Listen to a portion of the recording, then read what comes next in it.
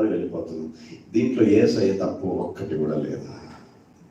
వాక్యం ఏం చెప్తుంది? ముందు చదవండి. యోహాను 10:10. John 10:10.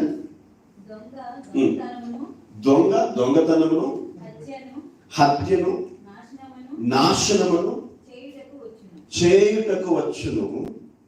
ముందు చదవండి. ముందు వచ్చిన అలాగే కంటిన్యూ చేయండి. నేనైతే అదే చదవండి. అక్కడ ఉందా?